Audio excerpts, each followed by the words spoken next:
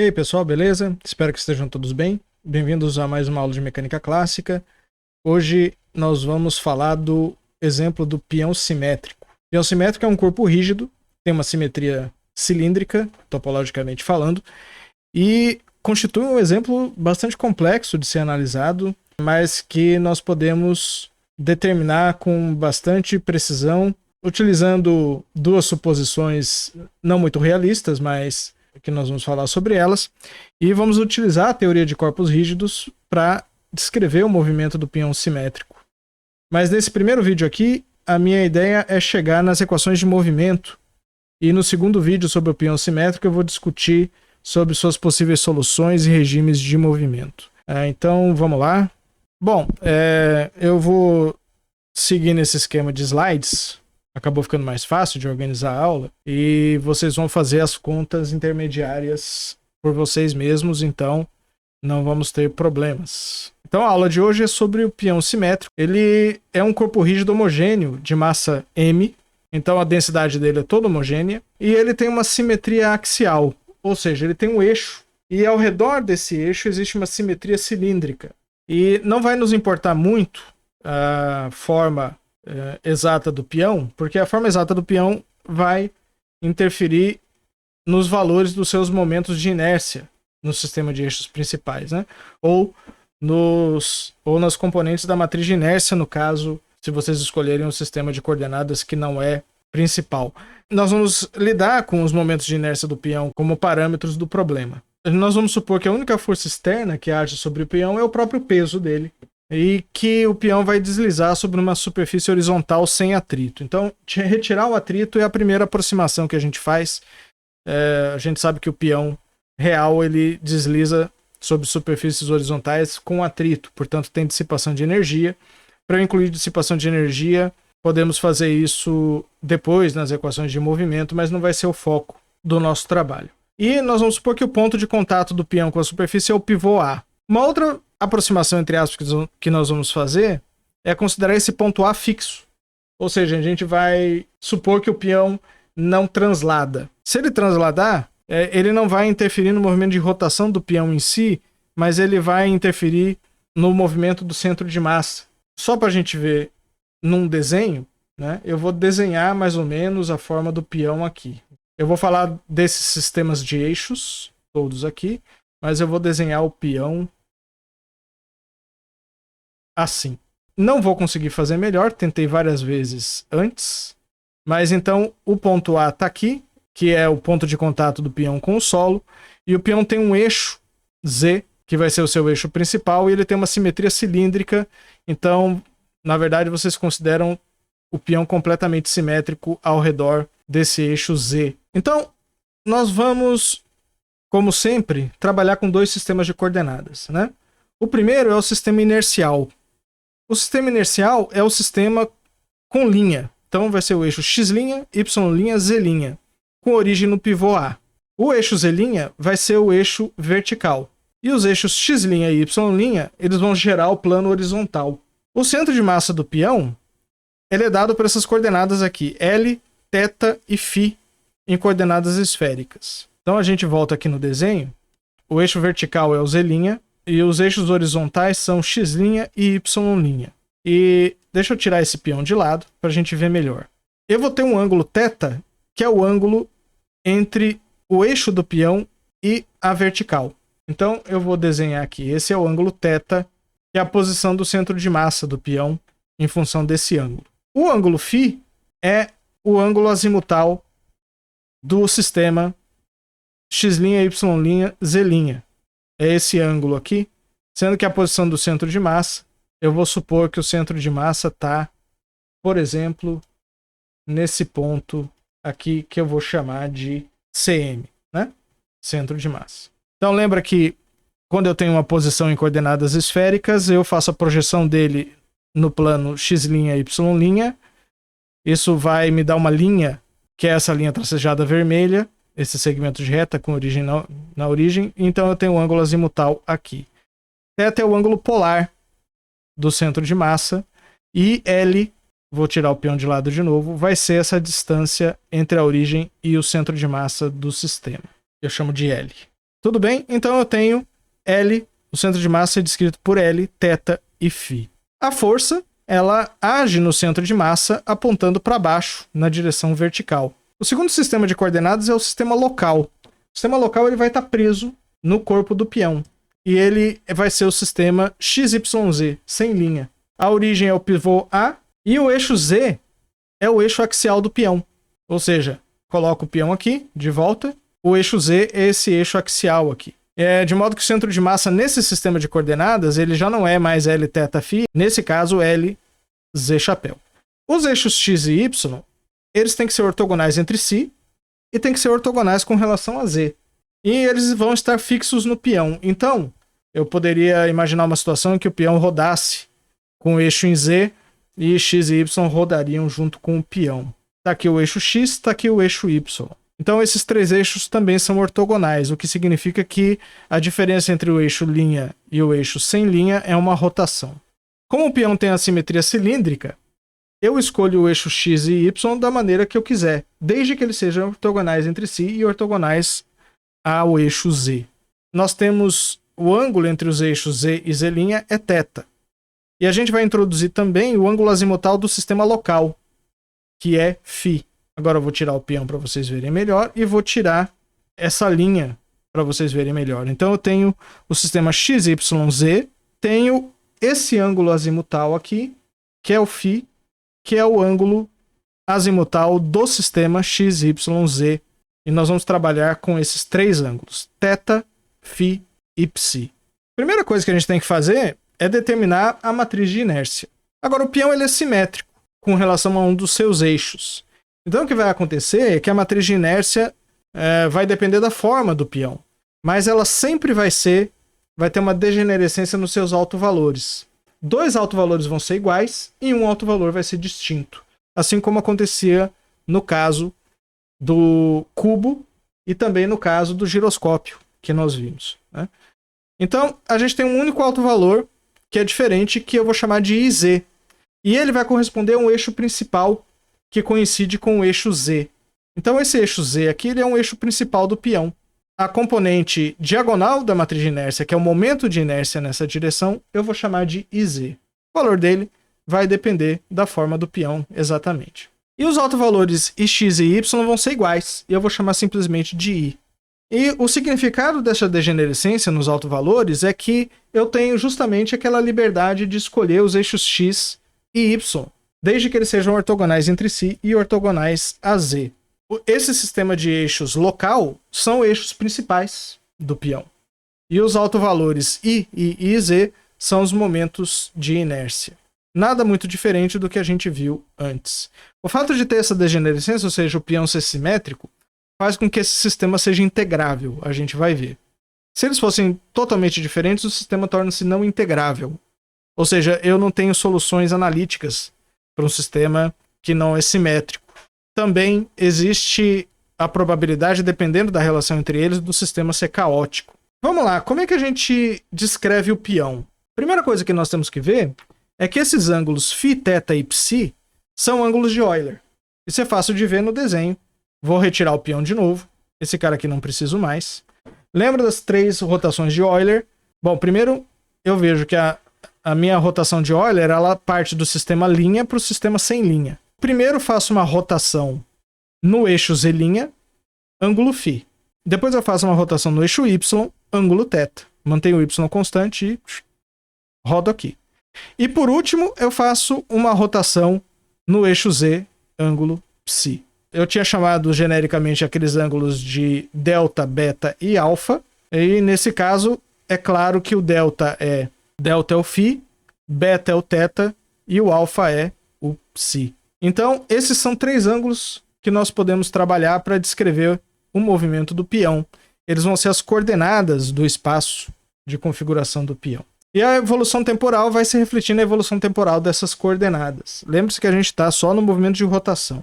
Nós podemos representar a velocidade angular em termos dos ângulos de Euler e a representação nos ângulos φ, θ e ψ é dada dessa forma aqui. E aí a gente vai para as equações dinâmicas. Nós vimos que as equações de Euler, nx, eu tenho iz menos i, y, só que o y é i. ômega z, ômega y, mais ix, ômega ponto x, a primeira equação de Euler.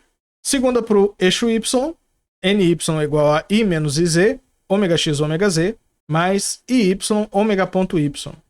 E a terceira equação, eu teria i menos i, ômega y, ômega x. Os dois momentos de inércia são iguais nessa terceira equação, portanto, esse termo que englobaria um termo quadrático em ômega, zero. Eu só tenho esse termo iz, ômega ponto z. E aí, o que nós temos que fazer é determinar os torques. Tem uma liberdade de escolha dos eixos x e y. Então, eu vou fazer o seguinte. Eu vou escolher o eixo y de modo que ele pertença ao plano que é gerado entre z e z'. Mas imagina que essa reta z', essa reta z e essa reta x estão no mesmo plano. Quando acontece isso, a força é completamente horizontal, tá certo? Então, ela vai fazer um torque na direção y. Ou seja, qualquer movimento nesse plano é afetado simplesmente pela componente única do torque na direção y. Então, o torque na direção z e o torque na direção x vão ser zero. O torque na direção z' é zero também. Né? É só vocês fazerem a conta direitinho. Portanto, nx e nz são nulos. E o ny é mgl cosseno θ. Vocês vão fazer isso na lista de exercícios. Portanto, essas equações aqui, a primeira é zero, a segunda mgl cosseno θ, e a terceira equação é iz ômega ponto z igual a zero. Essa terceira equação aqui vai me dar a primeira constante de movimento do meu problema. É isso aí, vou resolver o problema através das constantes de movimento. Então, na direção z, ômega z ponto é zero. Portanto, lembra aqui que ômega z é essa última expressão, φ ponto cosseno θ mais psi ponto. Portanto, φ ponto cosseno θ mais psi ponto é uma constante. E vou supor que a constante é real, claro. Como eu sei que o sistema tem 3 dimensões, eu estou procurando por 3 constantes de movimento. A primeira eu já achei.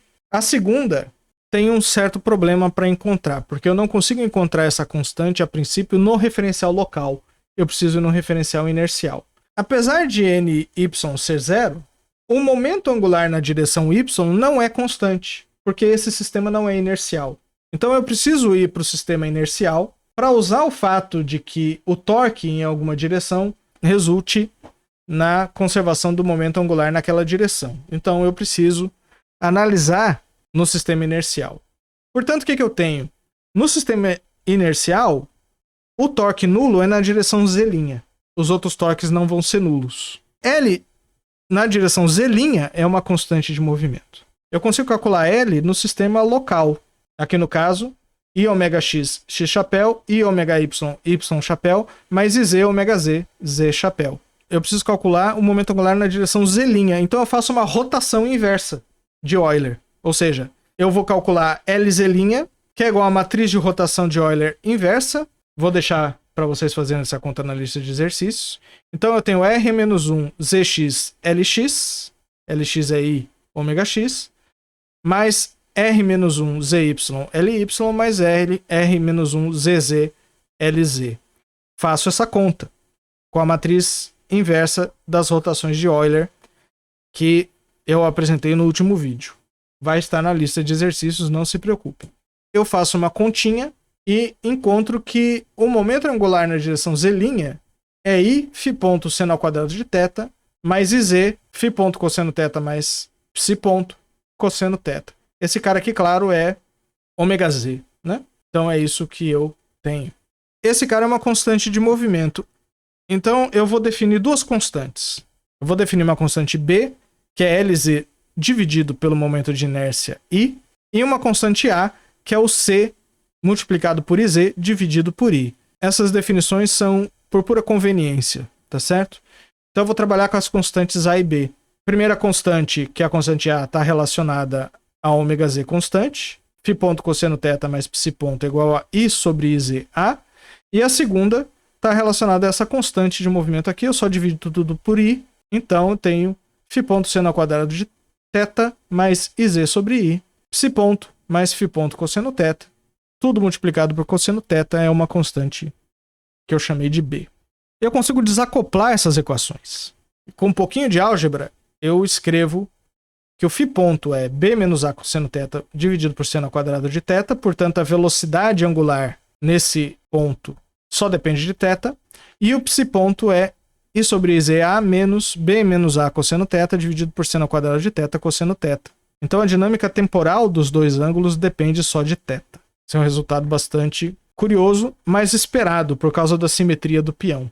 Então, o que eu tenho que fazer? Se eu encontrar a dinâmica em θ, eu encontro a dinâmica nos outros ângulos. Então eu vou para a dinâmica em θ. Para encontrar a dinâmica em θ, eu vou analisar a terceira constante de movimento, que deve ser a energia, né? O sistema é conservativo, porque o potencial gravitacional é conservativo. Eu só tenho movimento de rotação, não tenho atrito. Então minha energia total do sistema deve ser conservada. Eu calculo a energia cinética através dos momentos de inércia e das velocidades angulares. É só fazer uma conta simples. I sobre 2 θ ponto ao quadrado mais I sobre 2 B menos A cosseno de θ, tudo ao quadrado, dividido por seno ao quadrado, mais essa constante aqui, que é I ao quadrado sobre 2IZ ao quadrado. A princípio eu poderia tirar esse cara daqui. Poderia ser reescalonado se a gente definir o V0 da energia potencial como sendo esse menos esse cara. Mas eu vou deixar. A energia potencial é mgl cosseno θ. Então a energia de rotação é a soma entre K e V. É essa expressão aqui. E é uma constante de movimento. Outra forma de ver que isso é uma constante de movimento é integrar essas equações de Euler aqui, ou seja, achar fatores integrantes para essa equação aqui do meio, que é a equação de NY. Só que, no geral, encontrar fatores integrantes é meio complicado. É muito mais fácil a conservação da energia e trabalhar com ela. É o que a gente acabou fazendo no curso todo. Então eu tenho 3 constantes de movimento. E essas 3 constantes garantem a integrabilidade do sistema. Ou seja, eu consigo resolver, mesmo que eu tenha que dispor de métodos numéricos. Quais são as constantes? Aqui no meu caso são as constantes A, B e E. Essa expressão para energia pode ser utilizada para encontrar uma quadratura. E é isso que a gente vai fazer agora. O mais interessante de se encontrar uma quadratura é encontrar um sistema análogo com o qual a gente pode trabalhar. Vamos ver o seguinte. Primeiro eu vou definir 2 parâmetros, gama e lambda. Gama é 2mgl sobre i, e lambda é 2e sobre i menos i sobre iz ao quadrado. Quando eu substituo esses parâmetros nessa equação para energia, eu obtenho essa equação aqui. Lambda é θ ponto ao quadrado mais o resto, que depende de A, B, cosseno θ e seno θ, e depende de gama aqui. Eu também vou redefinir essa variável θ para uma variável u, que é igual a cosseno θ. Então, cosseno θ é u, seno ao quadrado de θ é 1 menos u ao quadrado, e vocês podem fazer uma conta simples, que vai estar na lista de exercícios, de mostrar que θ ponto ao quadrado vezes seno ao quadrado de θ é igual a u ponto ao quadrado. Então, o resultado dessa transformação faz com que essa equação aqui se torne essa aqui de baixo. U ponto ao quadrado é igual a lambda menos gama u, 1 menos u ao quadrado, menos b menos au, tudo ao quadrado. Essa aqui é uma equação de um sistema análogo, que pode ser uma partícula de massa 1 num potencial dado por menos essa expressão aqui do lado direito. A gente vai lidar com esse problema no próximo vídeo. Mas eu posso continuar tratando dessa equação, ou seja, eu tenho o ponto ao quadrado, tiro a raiz, inverto, e posso escrever a quadratura como ΔT igual a mais ou menos essa integral aqui. E aqui dentro eu tenho essa expressão. Se eu conseguir resolver essa quadratura, eu encontro a expressão U igual a U de T, e portanto eu consigo determinar as dinâmicas nas variáveis φ e ψ. São dadas por essas expressões aqui, simplesmente. Então essa é a ideia principal. Vou parar esse vídeo por aqui, tá certo? Eu acho que ele deve ser dividido em 2. No próximo vídeo eu vou discutir regimes de movimento dados por essa quadratura aqui e por esses 2 ângulos. Essa discussão vai ser qualitativa, então a gente vai usar gráficos para fazer essa discussão, porque obviamente as soluções específicas vão depender de todos esses parâmetros. A, B, a energia que está codificada aqui no parâmetro lambda, vai depender de gama, que depende de L, e do momento de inércia também, ou seja, eu tenho parâmetros aqui que eu preciso fixar para determinar a dinâmica específica de um sistema específico, né? Ou como, por exemplo, um peão com determinado tamanho e determinada forma. A ideia é a gente discutir de forma um pouco mais geral. vamos deixar para o vídeo que vem. Bom, então é isso. No próximo vídeo eu vou analisar qualitativamente o movimento do peão com base nas equações que nós obtivemos, que são as 3 constantes de movimento, energia, constante A, constante B. E vamos usar a quadratura para fazer isso. O roteiro é bem simples, assim como todos os outros problemas, a gente vai analisar pontos críticos e pontos de retorno de um potencial efetivo, né? Portanto, eu vou determinar, como já falei, um problema análogo em uma dimensão, e esse problema vai ser de uma partícula de massa m com potencial cúbico e energia zero. Então, bons estudos e até o próximo vídeo.